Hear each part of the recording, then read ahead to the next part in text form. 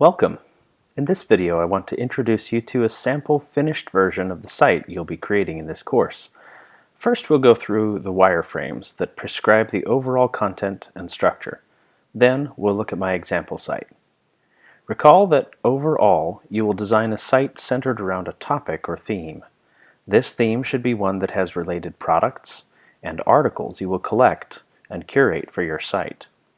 Before you go any further in this video, please make sure that you've read the instructions for this project.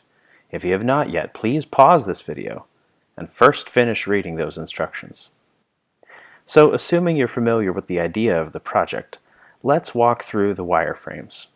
Here you can see 6 page templates upon which all the pages of our site will be based. If you're new to Sketch, when you open a file like this, you might see this strange grid on top of the artboards. Turn it off by clicking on an artboard and then pressing Ctrl-L and/or Ctrl-G. This toggles the layout and the grid respectively.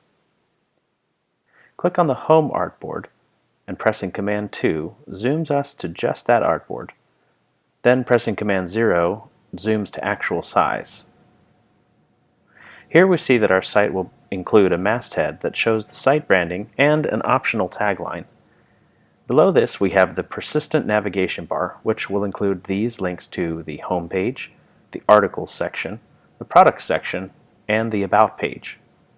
All these elements will appear at the top of every page, with the only difference being that we'll change the way the current page looks on the navigation so that the user knows where they are. You will customize the fonts, colors, and to some extent the sizes of these elements later in the course. And later in this video, again, I'll show you my example site. Note as well that we have a persistent footer that appears on every page as well. It simply includes a short blurb about how this site is created as a project in educational context, and that the contents are still the property of their original sources. Under the masthead on the home page, we have 2 groups of content. The left 2/3 of the page are dedicated to showing the most recent 3 articles. The first of these is featured and larger than the other 2. We have direct links to read more for each article, and a large button that points to the main article list page. On the right third of this page, we have a column dedicated to show 3 featured products, with just an image, title, and price for each. These should point to the actual product page for each of these. There's also a button at the bottom pointing to the main product list page. You can see this page is really a good preview of content contained in the rest of the site. What you place here will depend on the actual articles and products you select for your site. Next, the main article list page will use this layout. Under the masthead, we simply have a list of the articles in this site, showing the cover image, title, author and date, a short lead-in, along with a link to read more. Clicking on the image, the heading, or the Read More should take the user to the actual article page. Let's look at the single article page template next.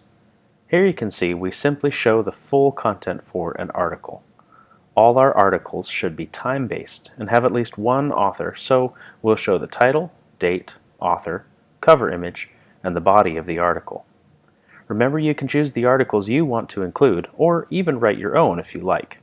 It is likely you'll find article content that has social media links and advertisements throughout. You should exclude these, trimming down to just the core content of each article. Next, let's look at the main products page. Similar to the articles section, here we have a list of all the products included in this site, with links to each one's detail page. We'll show at least the product image, name, and price here. Clicking on any of these elements should take us to the product detail page. Let's look at that next. Here we can see all the details for the product. You only need to include the product's name, price, image, and a description of the product. Feel free to trim these down if you're using products you found on Amazon or other sites. You will not have an actual shopping cart system, so it is fine to make this button point to the actual product on Amazon or another site. Our site is simply showcasing products related to our site theme. Finally, the About page is a very simple page that describes the site and its topic.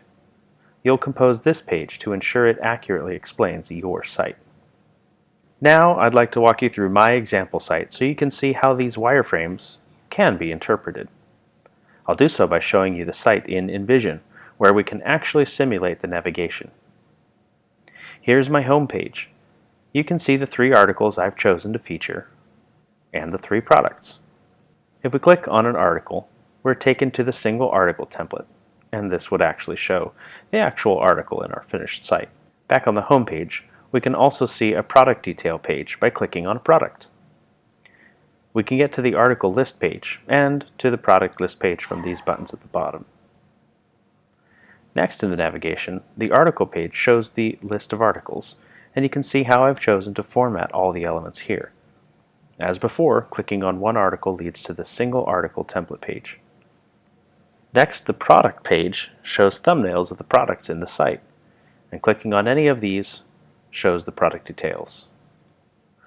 Finally, the About page simply shows information about this site. Hopefully you now have a visual idea of what this site will look like and how it should function. If it seems a little overwhelming right now, don't worry. We'll walk through how to create each aspect of the site as relevant topics are covered in the course. We'll see you in the next video.